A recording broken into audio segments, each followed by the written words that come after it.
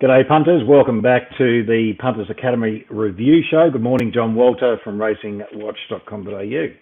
Good morning, mate. Long weekend. It feels a bit of a weird one, but, good to be at the end of the carnival too, I think. It's been pretty stressful. It's been a long carnival. It feels like it's been prolonged anyway, and I'll be looking forward to a couple of days freshen up after this is all done. No coffee today. I'll be as much as I can. Here we go. John's off already. He's found the moral. He's back. Noisy people. So, Randwick Saturday, John. Lots of talk about the track and the way it played. In terms of what the actual data says, taking all the emotion out of it, I suppose it was a difficult program to win at, first of all, because there were 4 double odds winners or double figure odds winners on the program, which made it tricky. And then there was another 9-1 winner, I think, as well. So that made it a bit tricky. And in terms of pattern, for the shoot races, it was just dynamite rails and run between the 800 and the 400.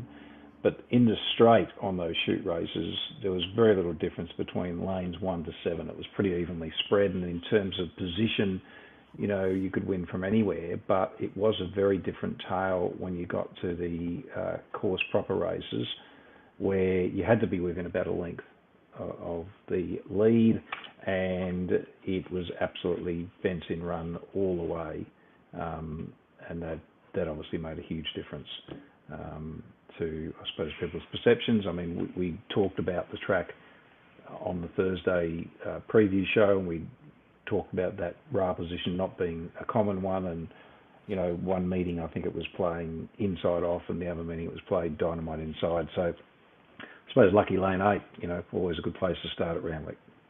Yeah, no, I think it's just a product of, again, the weather. Like we've shown the last 2 weeks that it's even off fast tempos, it's been hard to run on, and obviously like the rail positions have something to do with that, but it's just so testing, and it's so hard to circle on these sorts of tracks, these sticky tracks. So it's probably a bit of both, and I don't think there's anything a course curator could have possibly done to make the tracks race an inch fairer. It's just a product of the environment. But I completely agree. Rails in run and not too big at a disadvantage to be 5, 6, 7 off in the straight. It was just more about saving energy so that you could expend a little bit down the running.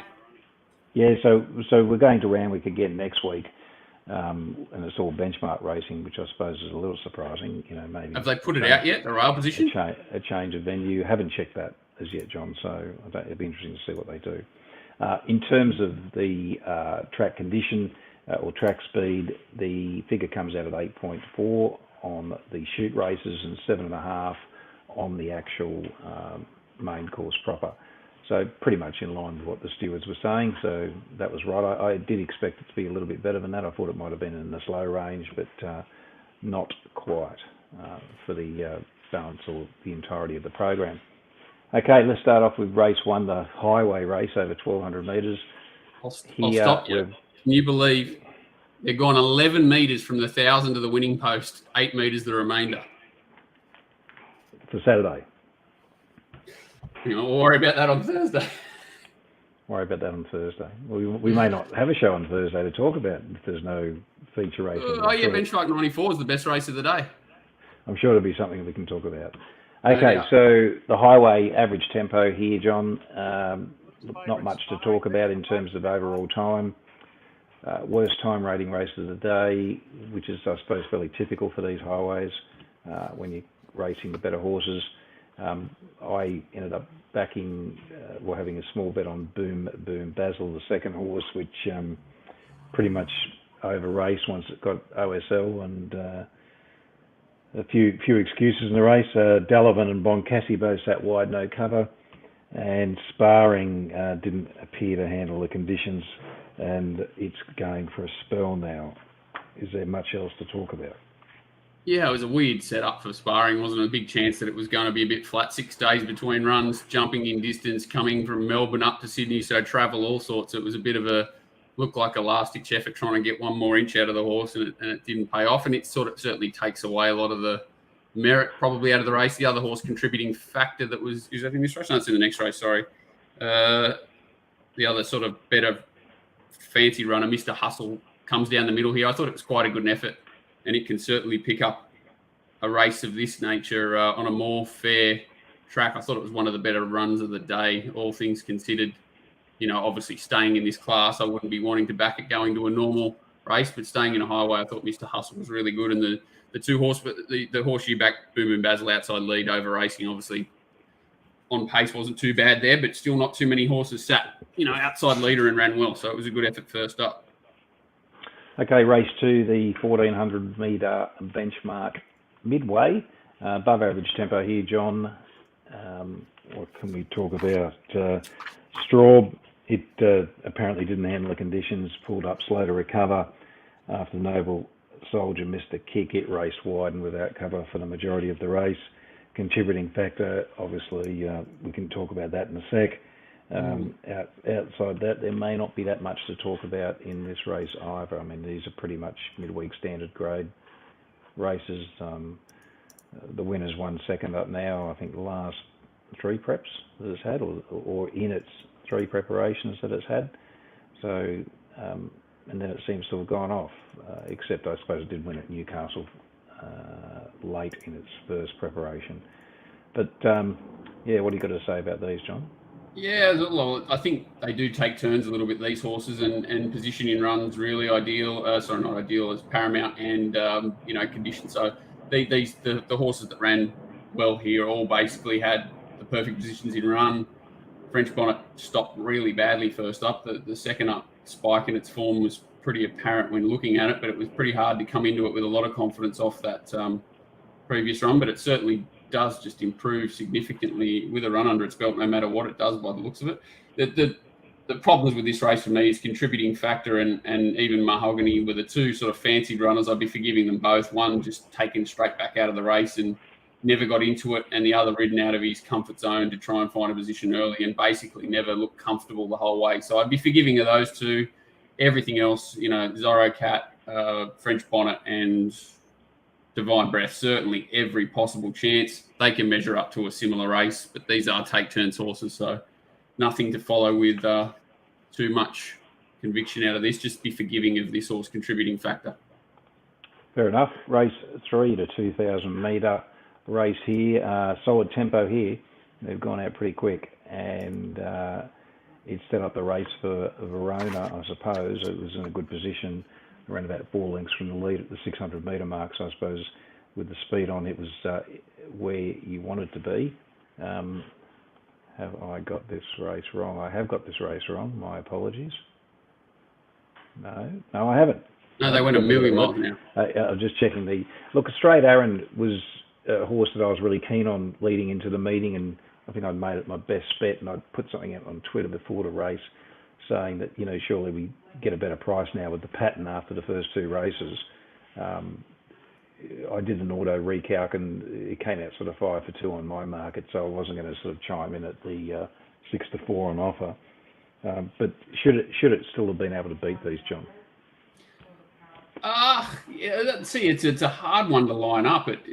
Like where it sits in the run, it says 3 wide, no cover. They're going quick. I know it's not expending anywhere near the energy that the on paces are, but it has to take off like 6 and 7 wide, which nothing else did on the day, really. There was no race really run in this sort of fashion. And, it was certainly slower out there. The winners, being rails in run, the ones up front are a bit lawnmower-ish, maybe at the end of a long preparation. Lukey Luke out there 3 wide on the ridiculous speed. So it's just a really difficult one to line up how much merit is in Straight Aaron's run, because there's horses that have had significant issues like War Eternal, a fast tempo to help the back markers, but the pattern of the day. So I think it's a personal preference thing, and I really like the run. I'd expect this horse to go to Brisbane and be extremely competitive in whatever it races in. I think it was definitely the run of the race. It's just a matter of, and I think the race was okay. I think actually I'm worried about it, because the last 400, 200 sectional lead sectionals were just really poor. I'm a bit concerned. Like in my mind, it should have been able to put these away from where it was. But yeah, okay. So did have some excuses there, the pattern and everything else against it. But, either the bias was just that strong or this horse should have been able to do better. It was rising significantly in trip two. It might have needed, whereas all these horses were coming off Derby preparations, basically. The winner wasn't. But, yeah, I'm inclined to be very forgiving of any horse who had to make a long, wide run. And I know that sectionals are horrible, but maybe he just got very tired. So I suppose the tempo will bring it on. I'm saying that the tempo of the race should be able to bring this horse on in fitness, because its previous start, it was just a jiggy jog, wasn't it? Really, 1,000,000%. And it's that's another problem. So to run up 400 or 600, he's run last start, and then to come to a polar opposite race like this with a significant bias against him, you got to be pretty kind to him, I'd say. War Eternal and what's the other one? Lukey Luke. They're both going for spells. Yep. Raging Bull didn't have the clearest run there coming towards the bend. There was a bit of money for it. Don't know what else to say about the race. No, they said Jill Murray didn't run the trip. I don't know if it doesn't run the trip. I think it just needs to go way back in grade. I think there's a few horses been aiming for the stars, and Old Paternal slipped up the fence, but in the best part, there's not too many horses here. You could be, looking to go to Brisbane to follow, only Straight Arrow. So let's get to race 4, the talking point of the day, Champagne Stakes over a mile. Very slow tempo here, John. She's Extreme just got away with absolute murder. I'm thinking to myself that as much as I wanted to see Fireburn win for the connections, that the ride wasn't optimum given the circumstances, and sure, the bias probably contributed to this horse being beaten, but Tommy Berry rode he must have been giggling to himself in front there. No pressure. Well, they say gates win races, don't they? And the beauty of the wide draw here was Tommy was able to completely bluff everyone, and it's hard to tell from this angle, but the difference in urgency with Tommy you see early compared to Brenton is, I think, what won at the race. You got a horse here, Wealthy Investor, I believe it's called. I'd be taking it out of the race. You don't want to be stuck behind it.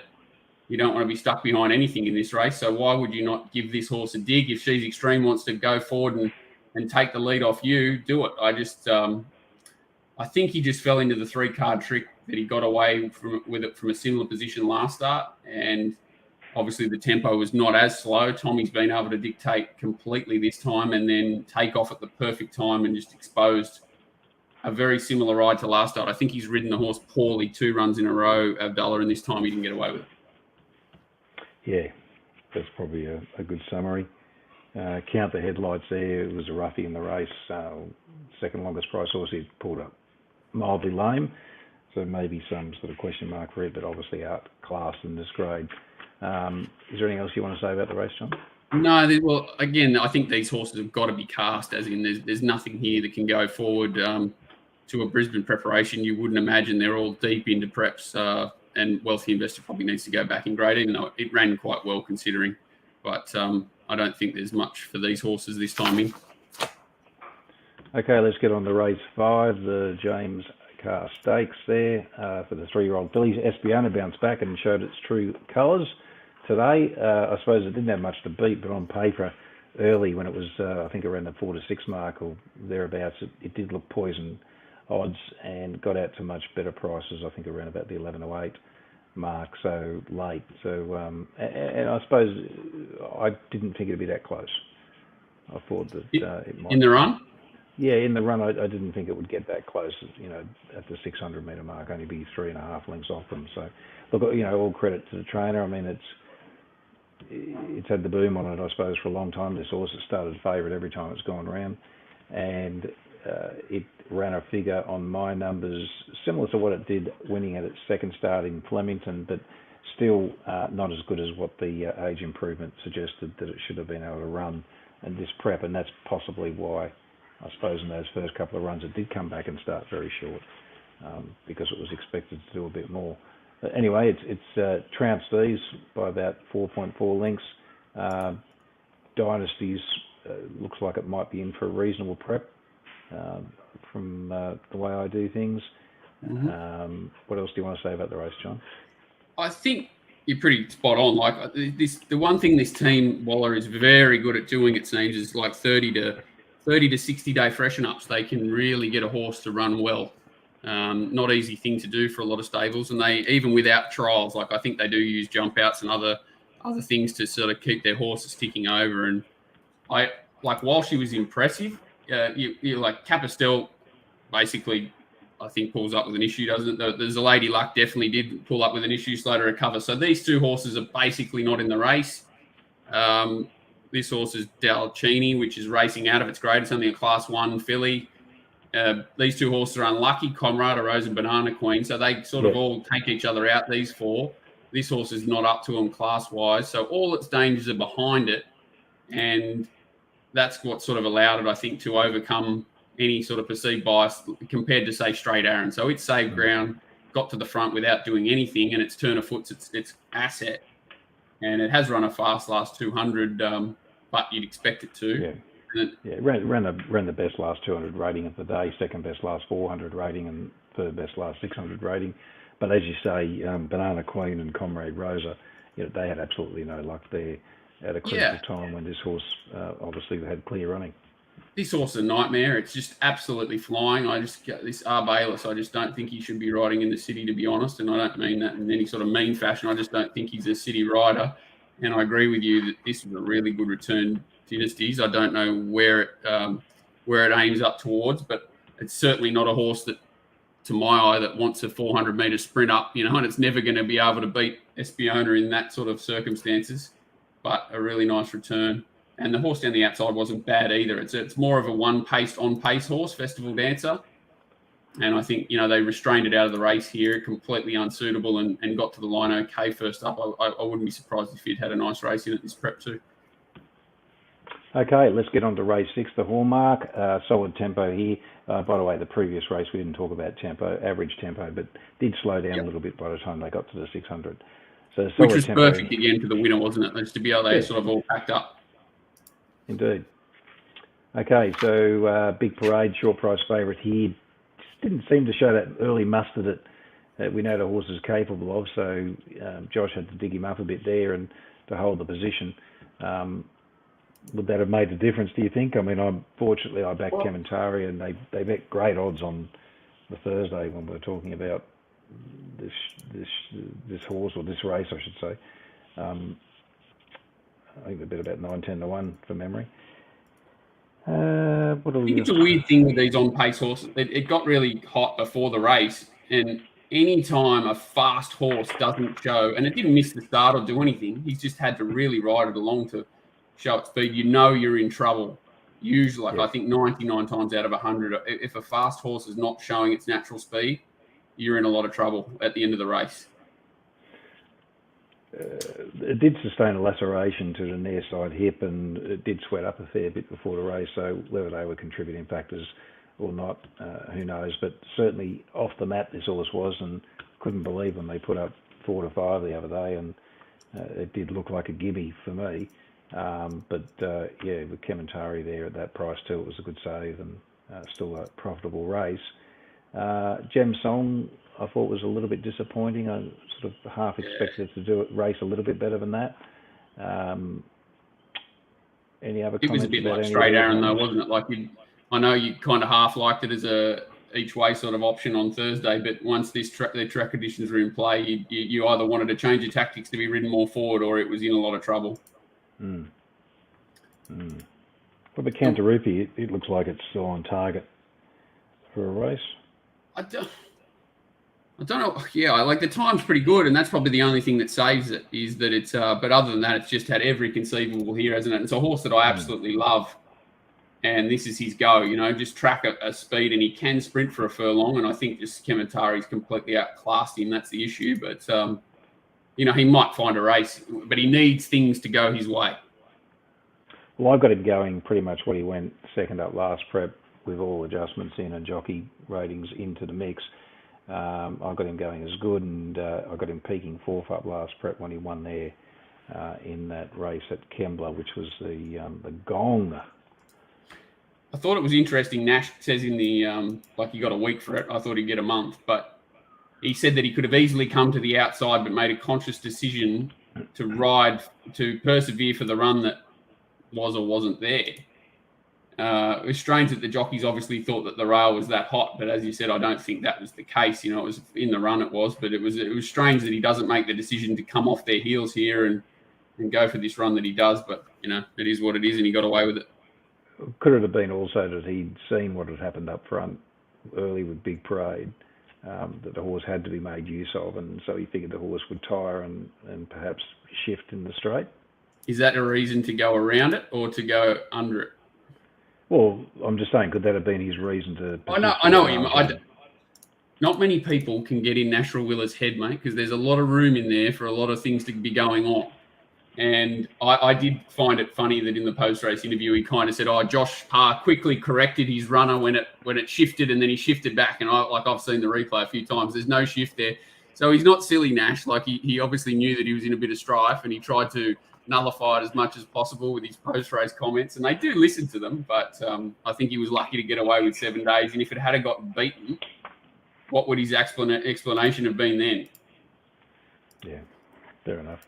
Anyway, Kementari, he's actually he seems to be going as well as he ever has. He's a quality horse. He tried before. This was incredible.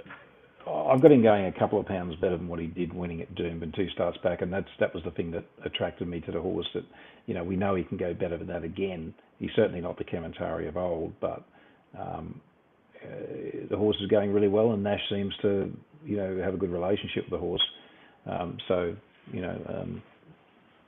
Sense of timing about him for Brisbane, isn't there? Like there's not much around, is there? There doesn't seem to be a lot around, just thinking about it off the top of my head. So if he goes there, which I'm sure it will, then it's got to be certainly very competitive in those races. Okay, let's get on to the JRA plate over 2,000 metres, above average tempo here. Polly Gray just destroyed these and has gone back to its best figures, and is a horse that I think once it finds form can probably hold it for at least a run or two. I can't see any reason why she can't win again. And just loves these, like the harder the conditions are, the better she thrives on them. Incredible horse. Like to come off that run in the Coolmore, I think, where she sort of copped a torrid run and back on the inside, and then last start was probably arguably a good thing beaten, and then today, on Saturday, just destroyed him. And I think Maroney was the only horse that had an excuse pulling up 1 out of 5 lame or something, but other than that, I doubt it probably would have mattered. She just revels in these conditions, and once she got the front, even though she goes a bit quick in front, she just destroyed him. Ice Bath. God, I'm very happy this horse goes around. Explain that to me. Like, how does it keep? I understand how it goes up short every time, but how does it start short every time? It must have the greatest fan base out there with the sorest pockets. Well, it's these are the horses that provide us opportunities. We're not just looking for winners, are we?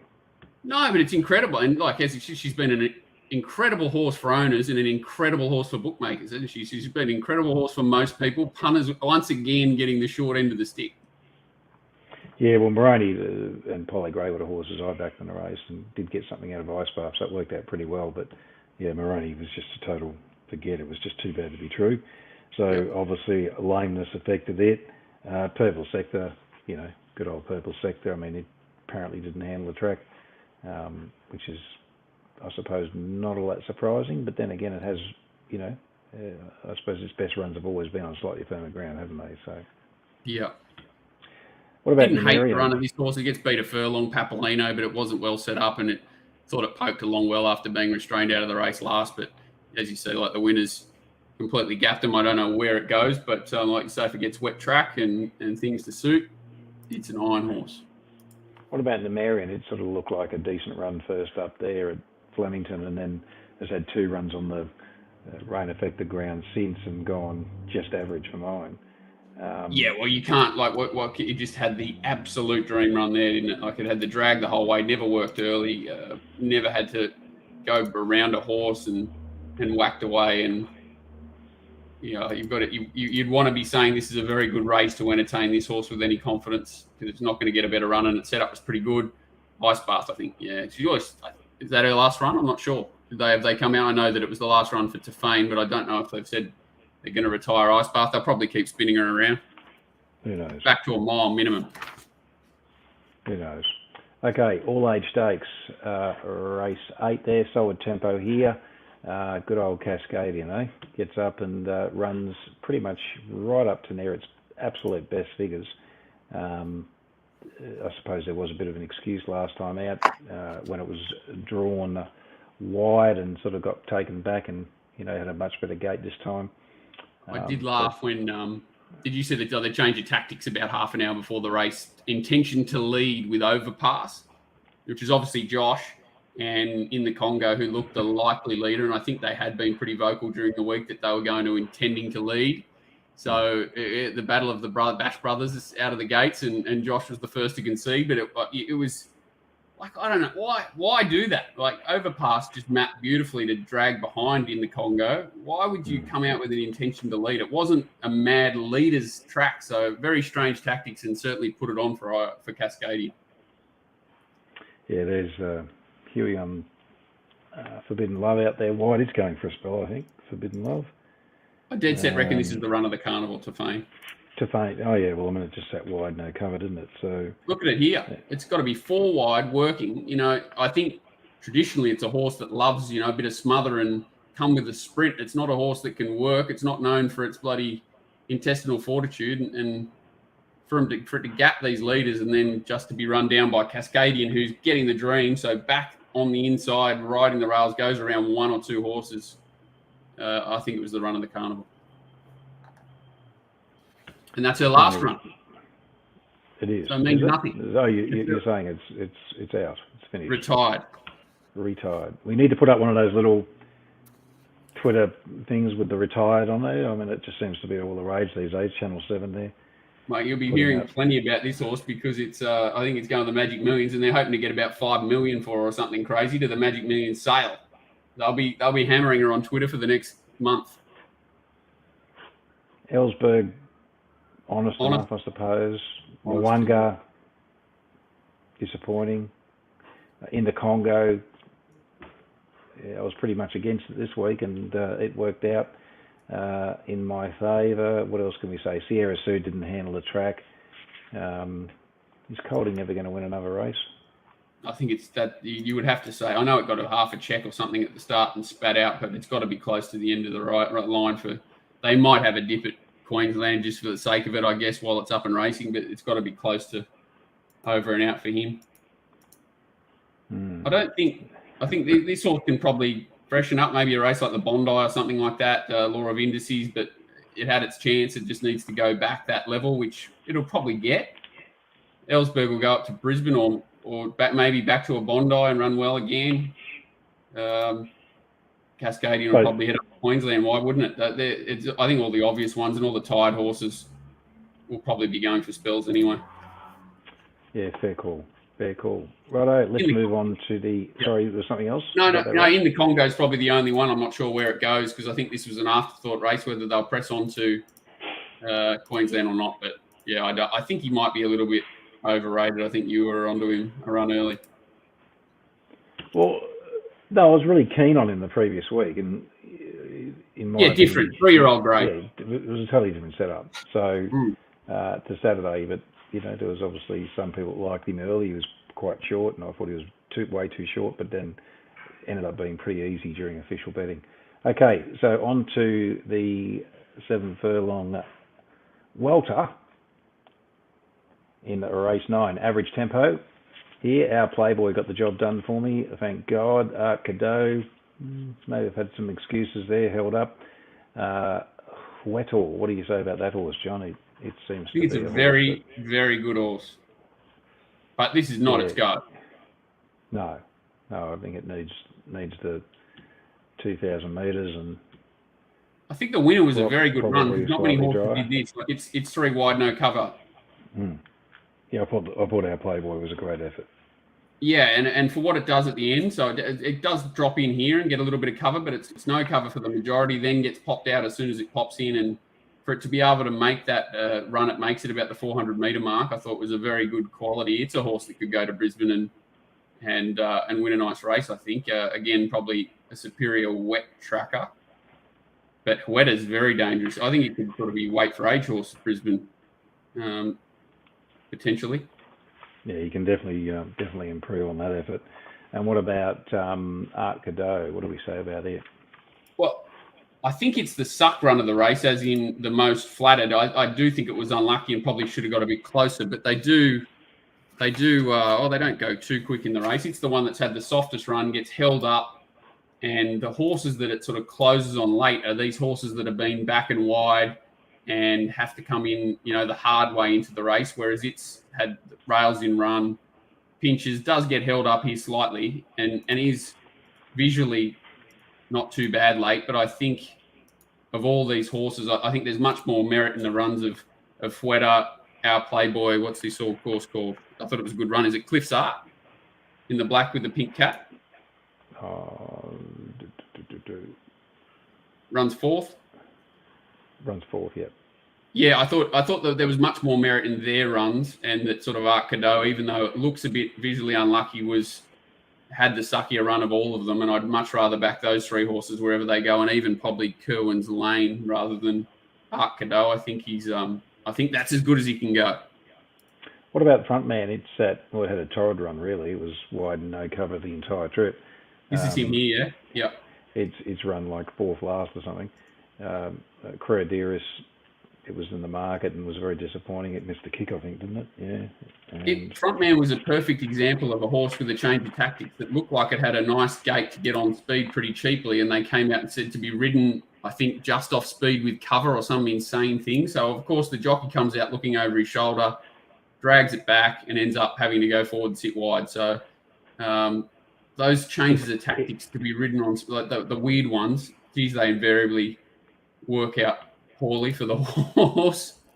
What I'm saying is I think it can go better than that. Yeah, and like you said, that's similar to the horse earlier in the day. A torrid run, but the way he sort of fought on, it doesn't look like it killed him. So it can certainly bring him right up to peak fitness. Okay, let's now talk about the last race, race 10, the 1200 metre benchmark 88. Fastest tempo of the day here. Much better. Got the job done for Gary Moore after a couple of reasonable trials and a decent fresh record. And kudos to those that backed it. I didn't find it as well as a couple of people I spoke to did, but good on them for that. Yeah, it was a horse you could certainly find. It was probably just a fitness query, but when I think the interesting thing is reviewing the race, the position it finds in the run and the way it wins, and then you look at the final section, how horrible it is. It's quite interesting that nothing really ran on. So Army runs on, but never goes around a horse from back in the field. Nothing that sort of sat in that prime position midfield with a better setup like April Rain. I know it pulled up. It's pulled up. Did it pull up lame or just slow to recover? Yeah, lame 1 out of 5, so mildly lame. So I think it's a sort of the moon's aligned for much better. I think it's gone well considering it was first up, but very scared of this race. Exotic Ruby got held up there at a fairly important stage of the race there. I thought its run was pretty good. Mautai, well, I was looking at this race and I was thinking I want to back either April Rain or it. And April Rain was pretty easy, so I sort of went off it being first up, and I was thinking, I better wait until they're in the gates with Mautai and see what happens, and because it started to do what it does, and with the earmuffs off, that was the worry. So fortunately, I didn't pull the trigger there, so that was good. What else do we say about these, John? I think Stawami was very much the flattered horse, and like from what you're saying, first up, really fast run race. This is the only fit horse in the race, rails in run, severely flattered, I think, by the conditions of everything Sawami. I think the horse is going well, and I half gave it a chance in this race because I thought it might find the spot it did, and it still wasn't able to get the judge. I think this is like moon's aligning run for Stawami and still couldn't win. So I think it's going to struggle to find better conditions than this for it. Yeah, I think, maybe back to a weaker race for Exotic Acquitted and Ruby. Yeah, I can't knock that. Okay, so horses to follow, John. What do you say? Holy dooly. I don't mind the highway. I think Mr. Hustle will pick up a highway, and I liked the run of your horse there, Boom Boom Basil. I definitely think they can measure up to a very similar race. Forgiving of Contributing Factor and Mahogany in race 2, but not wanting to follow them. Definitely nothing race 3. Definitely nothing race 4. I liked your horse Dynasties. I don't know where it goes, and I don't know whether it's next start, but I'd be keeping a close eye on it this preparation. Party for One, I'd love to see it back in distance with a different jockey. And that's about it. For me, out of the JRA plate, Polly Gray is the horse to follow, and a couple of others out of the race 9, Our Playboy and Weddle can be very dangerous. Wetter? Yeah, I agree with you with Weddle. It can be pretty dangerous. Righto, so that's the review for this week. I suppose we'll get into the questions now, John. You want to talk about our friends? We need to talk about our friends at TopSport. If you don't have an account, punters, make sure you get one organised quick smart.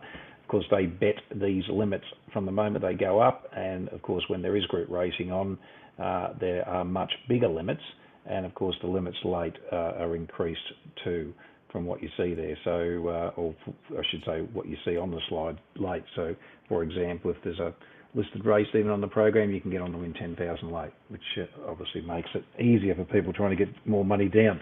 So get your account organised at TopSport. Okay, so questions for the show here. Christopher's got the first one here this week. Would love to know both of your staking methods. Think it's the most difficult thing to master as a pro. You can go first, John. I'm just going to have a bit of a...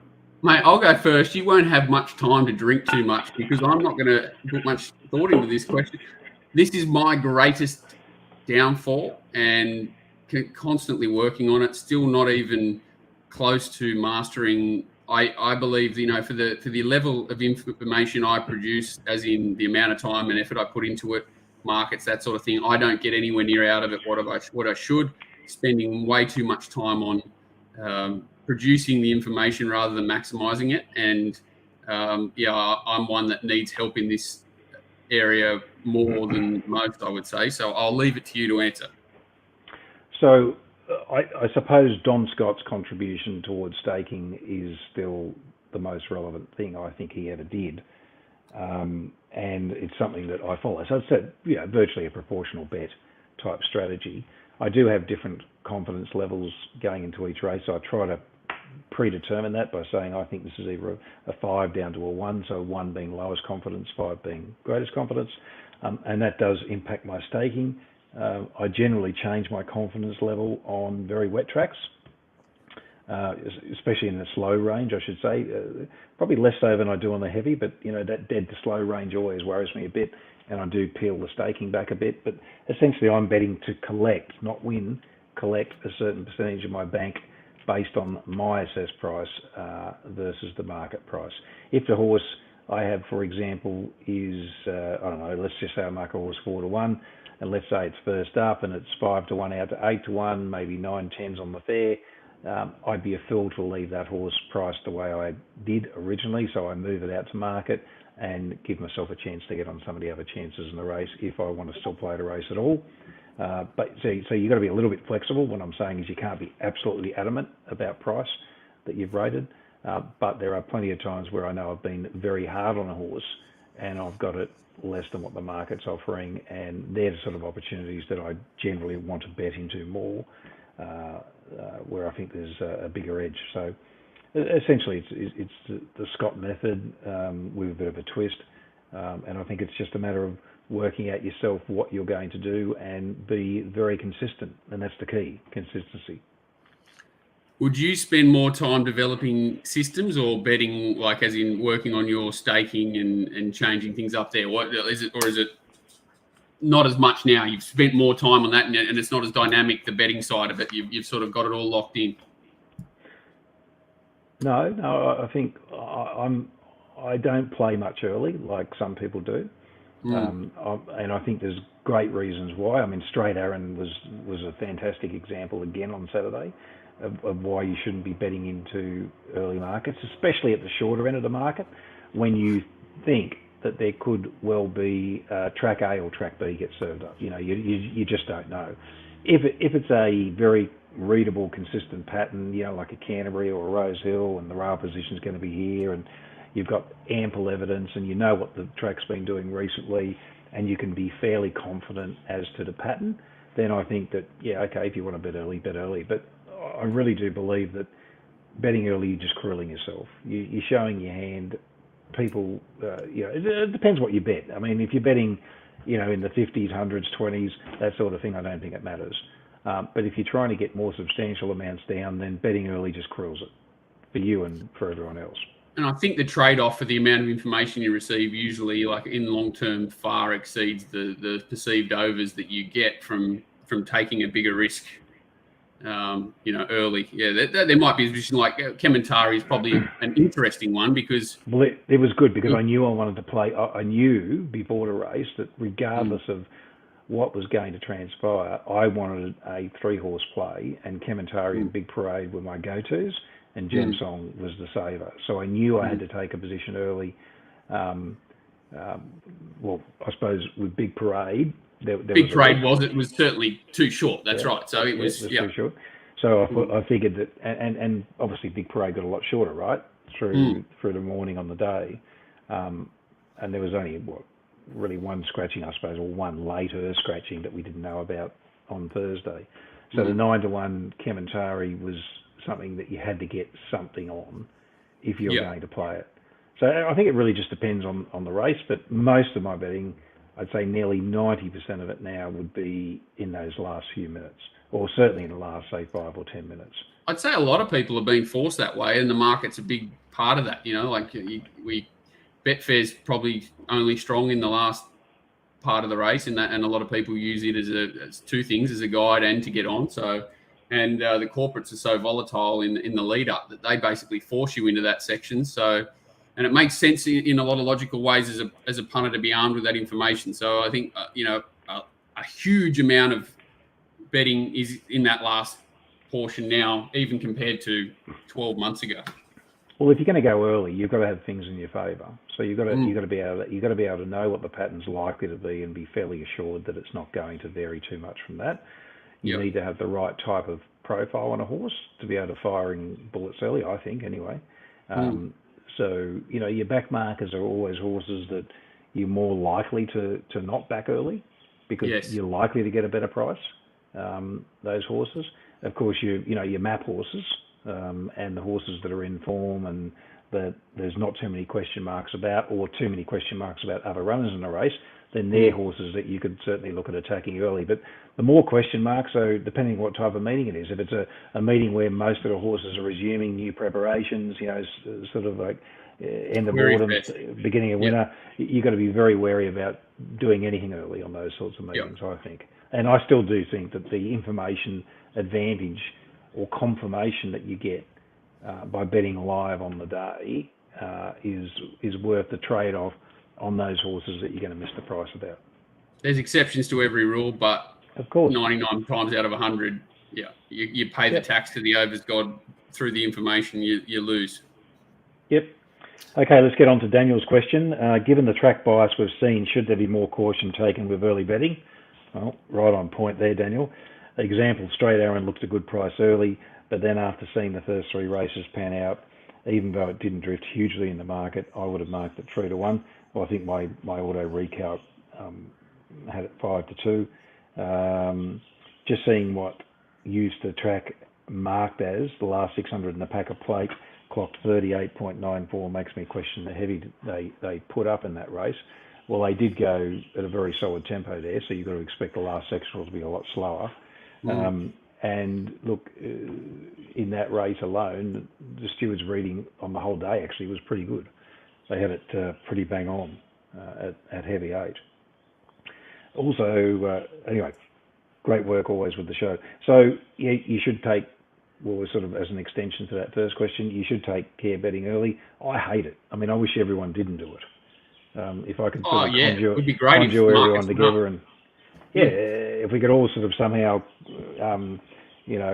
get together and sit on our hands and have an agreement to sit on our hands and all have a time and a place where we go, right, open fire, do your best. That would be much better for betting in my mind. And in fact, I'd just like to see the What we extinction should of early do, I've market. come up with a great idea. P. Daly takes Jay Massara's position as the head of Racing Australia. That won't be happening, John, for lots of reasons. So I'd be the last on the pick list, I'd say. I'll be with you. Okay, righto. So Jamie sent a question in. I'm interested to know how your automatic prices treated Little Punga at Albany yesterday, going on its first up ratings. I had it rated $6 and it paid $112 on the BSP. I know the market's very efficient with these first up horses. I'm interested to know how you would treat this situation. Look, I do automatic ratings on pretty much most races throughout Australia. And I went back and had a look at it yesterday. We had it marked about 20s in 100% market. So, yeah, it was definitely overs. Definitely findable. I mean, $6. Well, put it this way. Even if you had it at $6 and it's 100 to 1, you don't stake it as a $6 chance. You'd be foolish to do that. You'd have to bring the market into the equation somewhat. You might end up with 20 or 33 to 1 or something like that. You're still going to have a very good win on the horse. But if you're pricing horses $6 against an SP, 100 to 1 or 100 to 1 plus, you're going to do your nuts. If you're, especially on first up horses, if you're backing them in accordance with your price. So pricing them $6 and staking them as though they're $6 are two different things. So it's a weird one, just looking at it only just out of interest. 76 starts prior to that race, 9 wins, 17 placings. Last start was 78 days before. In a benchmark 70, it was $21 into $13. The whole prep, I started $61 in an open 1200, so a huge class over a benchmark 58, what it was back to. So I'd love to know how it drifted to those odds, because it's usually starts 13, 9, 16, 850, 7, 460. So obviously it was 76-day break, but it seems a bit of an anomaly. I don't know. Yeah, it's a weird one, isn't it? But they happen. Well, look, I've got its two first up figures from last two preps, virtually identical on my rating scale, 86.9, 86.7. So both over Albany, both over 1,230 metres. So this was a race over 1,500 metres, wasn't it, on Saturday? Yes. Sunday. Yeah. So that's the other weird, the weird part, that it's resumed over 1,500. It's only one race in 76 starts over that sort of distance. So maybe that's why it was such a big price. Yeah, I mean, it just comes out when it comes out. I mean, would you like to go back in time and have something on it? Well, look, we didn't back it. We did lay two other runners in the race for Ginger Green and Artie's Comet for something small. But yeah, I suppose in hindsight, yeah, we'd love to go back and. But I don't sit here all day, every day, 7 days a week.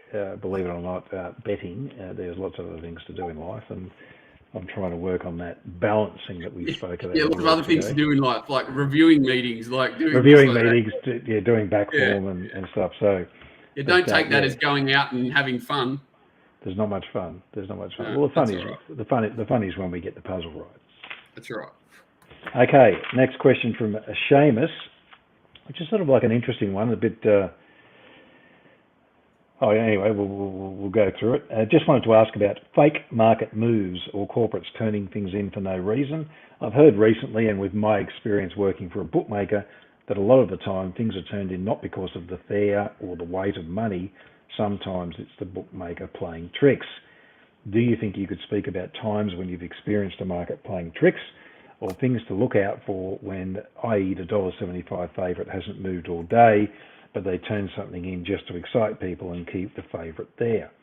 I usually subscribe to the idea that when liquidity is high enough, a serious move is a serious move, but I'm starting to believe that that's not the case. Look, when there's ample liquidity and a horse firms significantly, then that's a genuine move. When there's very little liquidity, you're looking on Betfair moves early, then it probably is a fake move. And there are lots of people playing on the fair, significant players that are, dare I say, manipulating the price or manipulating the perception of the direction of the market on a particular runner or runners.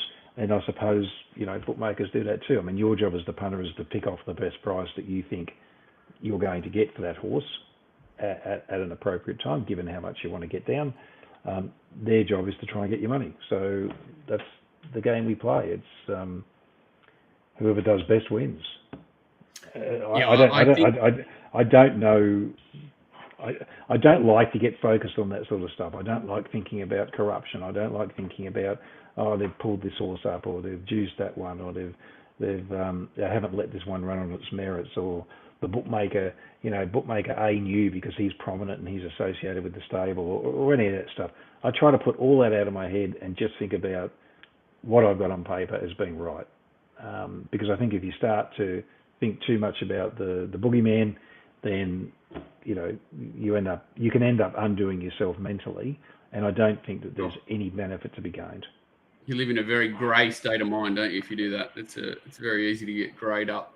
I would just say that I'd give much more validation to certain people in the market that try and manipulate markets, and they get very good at working how much they have to have on with certain bookmakers to cause things to fluctuate in the fashion they want to. So I think many of the fake markets are created more by individual players than they are the corporates. I wouldn't give them enough credit to have the ability to tempt anyone into taking prices. I think it's much more, a few hard-headed characters that know how to place bets.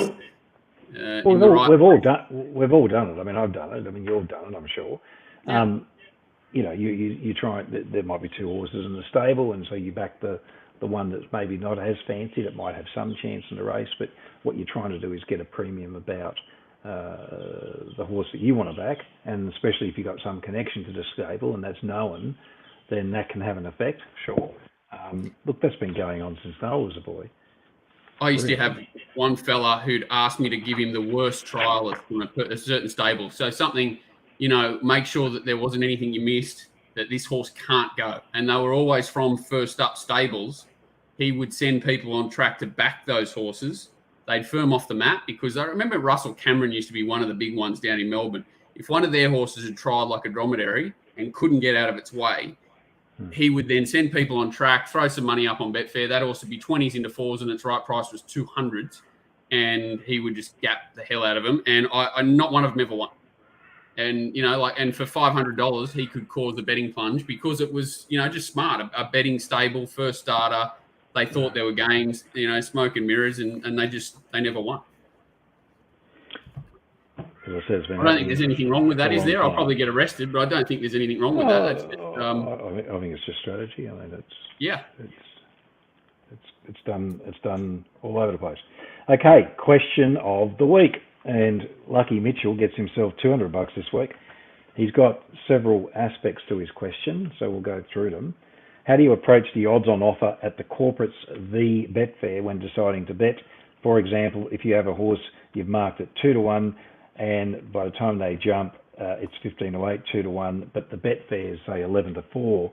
Do you just place a Betfair bet but not worry with the corporates, or do you consider the drift on Betfair versus the odds on offer to be a warning sign and not place the bet at all on that selection, even though the odds on Betfair would offer value versus your rated prices?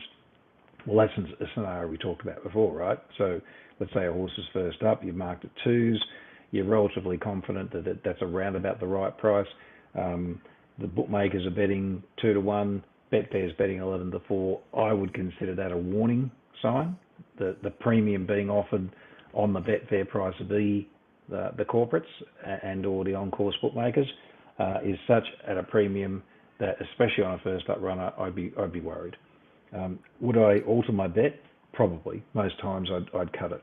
I wouldn't necessarily not back it at all, but I'd reduce it or change the way in which, if I had time, change the way in which I would stack the book that I was trying to create in the race. If I didn't have time and it was very, very late, then I might either pay the fine and try and crash it back, or just stay out of the race. I mean, there's just so many different combinations depending on timing when that's likely to occur. But assuming all things fair and assuming that I'm happy to back the horse, then I would generally be, I suppose it depends on the market. If it's a Taree race on a Tuesday, well, what's the liquidity going to be? Not that much. If it's a Randwick race on a Saturday, and I can get a lot more down through different avenues, then it would be something that I would take into consideration. So I'd probably end up taking a myriad of Betfair and fixed odds and potentially even totes. Yeah. Did you have any thoughts on that first part of the question? No, I disagree. It's just, working your own system. It depends how you work. First up horses, a lot of people specialise in knowing, but you've still got to, no matter what, I think the market, especially late, as you say, the later, the more relevant. Whether you, blend it in and say that the 50% or you put it to market price, I think it's just so accurate now, the market late on these sorts of horses, that you have to take them into account. Of course, he's not necessarily just talking about first up horses. So in another no, I know, yeah, yeah, certain circumstances. There are, like you say, I've talked about it many times in the country, less heads looking at it, far more volatile market. You can probably play your perceived advantage, like whatever your own prices a bit more aggressively. When it comes to a more educated market like the city, Betfair is far sharper in the city than it is the country for mine. And it only makes sense logically. Well, the other thing too, if you're 2-1 and that's $3.70, then after commission, if it's say a New South Wales bet, depending on what discount you're on, but assuming no discount, you're getting just under 5 for 2. So it's not as big a premium as a couple of rolls of the board. So you might still want to be confident with the horse. So it just depends on the scenario. Next part of his question, we're scaling a bankroll. How does betting to your rated prices work when you're limited by the minimum bet laws? Does your bank ever reach a point where it's not possible to get enough money on to win 4 or 5% of your bankroll via your rated prices because the minimum bet laws are capping what you can win, i.e. 1,000 to 2,000 at market odds? So first of all, I just want to make the distinction, Mitchell. It's to collect, not win, say 4 or 5% of my bankroll. There's a big distinction there. Your risk increases significantly if you're betting to win that amount. Is there an issue? Yes, there is, depending on the meeting. If it's a metropolitan meeting, generally not, because there's so many bookmakers now. You can spread money around, and you've obviously got the option of Betfair and Best Totes and a whole range of things as well at your disposal. So I don't think it becomes a problem in the city on a Saturday. Midweek, maybe. Sometimes, because it's only to win 3 if you're sending money on track, whereas Saturday it's 5. But generally no.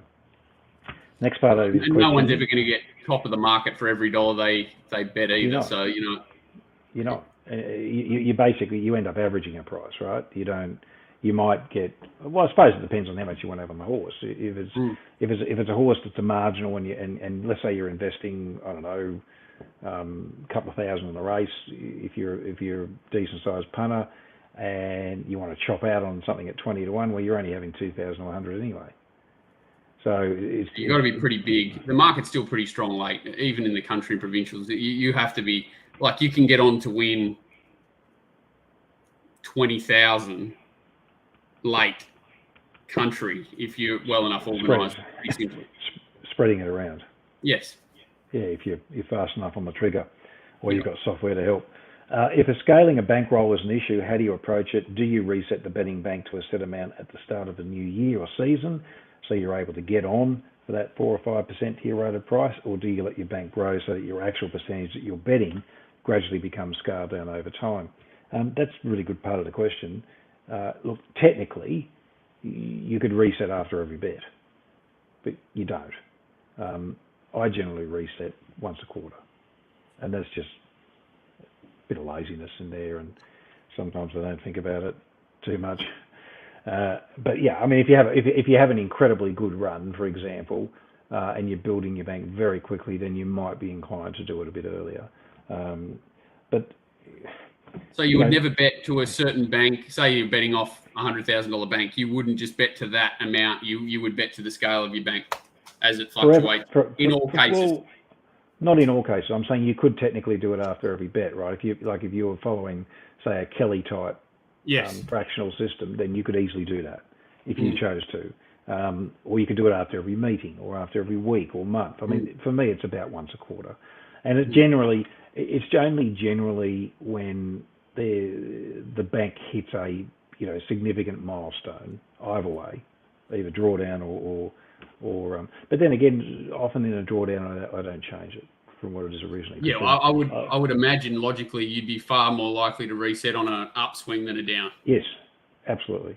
Yeah. So if I feel like I've taken a lot off the table in a short period of time, then I might pull it back a little bit.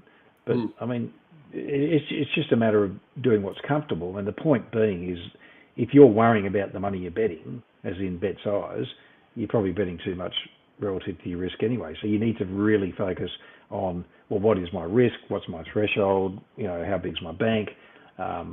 Do I need this money for other things? If I do, I shouldn't be betting it anyway.